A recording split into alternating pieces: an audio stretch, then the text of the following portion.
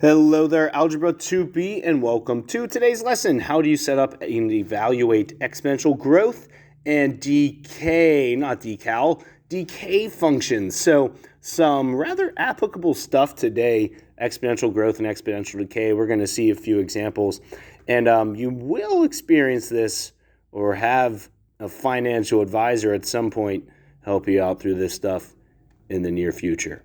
So what I'm writing right now is our exponential growth formula.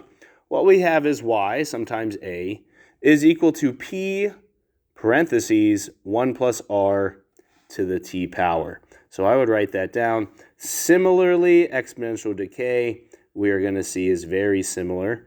It's p 1 minus r to the t power. So I'll let you write those down. Now, what are all these variables? Well, a represents the amount, whatever is left. P represents your principal, and that's your starting value. Not principal, the part of the school, but principal, your starting value. So where that starts. R is the rate. In this case, it's known as a growth rate. And please note that it is always written as a decimal, okay? And you need to take often percents to decimals. For example, 5% is 0.05. You move the decimal point 2 spots. So that is one of the key things. Make sure you write percentages as decimals. And T represents time. We're going to see over time what happens to these different things. All those letters mean the same exact thing for decay. So it's just a matter of, is it increasing, going up, or is it decreasing, going down? Okay, so write those out and we'll work through them in the future here. So one example is with clothing companies and sales. Oftentimes they grow exponentially. So we have a clothing company, they had 1.5 million in sales. In later years, the sales increased by about 25% each year. What you should do is write a model that can represent these equations. So what we have is our starting value is 1.5 million. That's our P. Okay. Our rate is 25%. Now remember, write that as a decimal. 25%, if you move the decimal over 2, means it's 0.25. Get in the habit of doing that. And that's really all we need to make the equation. So what we're going to have is the amount is equal to 1.5 parentheses 1 plus 0.25 to the t.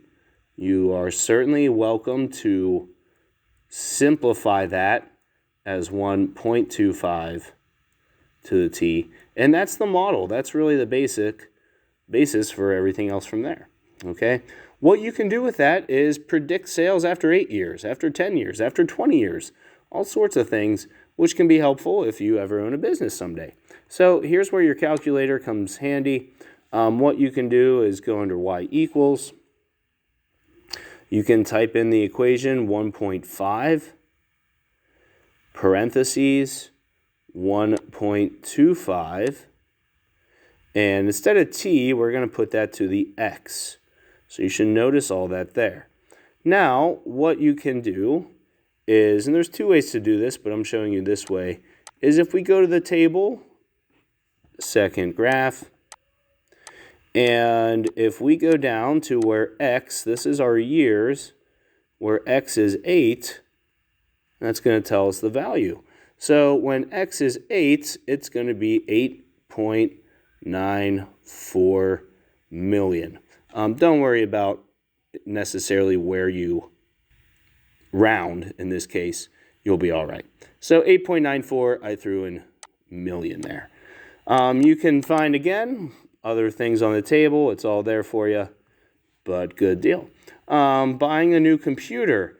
Oftentimes, so this example, our computer's price is decreasing.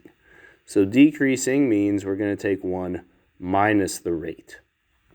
Starts out at 1,500, so that's our p-value. Our rate is 40%, so that is going to be 0.40 or 0.4.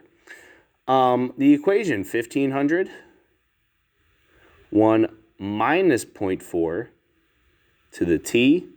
So if you're going to simplify that, it would be 1,500, parenthesis, if you need to do 1 minus 0.4, that's okay.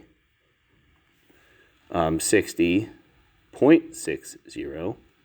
Decimals are very important to the t. So you might want to be selling something in the future and know its cost is going down, and you might want to know how much is the computer going to be worth in 3 years. Well, if you go to y equals, and if we type in that equation, 1,500 0.6 to the x, and delete that other one, and go to the table, we are looking in 3 years what it would be worth. So in 3 years, it's worth $324. That is not too much, but that is oftentimes how things decay exponentially. Okay. Another example, these are the trickier ones, right? An exponential function through 2 points. These are the ones that are more challenging, so definitely pay attention and be particular with these. If you want to find an exponential function through 2 points, you have to be a little more careful. Your first step is to write out 2 equations. So this is our final answer. Okay, we got to find 2 things. We need to find A and we need to find B. Fortunately, we have some things to help us. Remember that we have X and we have Y from these 2 points. What we're going to do is we're going to take 1 point and make our equation. So what we would have is 6, the Y, is equal to A times B, and 1, the X. The second equation is going to be 18 is equal to A times B to the second. So that's the first step. The second step is to this first equation, solve it. If you have something to the first power, we can solve for A. So if we think about this, 6 is equal to A times B, essentially. We're going to divide each side by B. And we know that A is equal to 6 over B. Step 3 is then to substitute this 6 over B in for A in the second equation. What that would be is 18 is equal to 6 over B times B squared. Some magic is going to happen.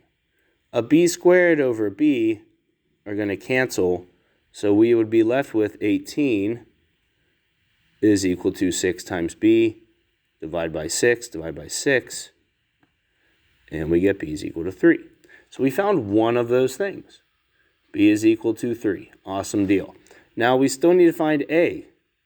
Fortunately, we can find A by, again, substituting 3 back in up here. So 6 over 2, or 6 over 3, is equal to 2. The final answer, guys, it should look like an exponential equation.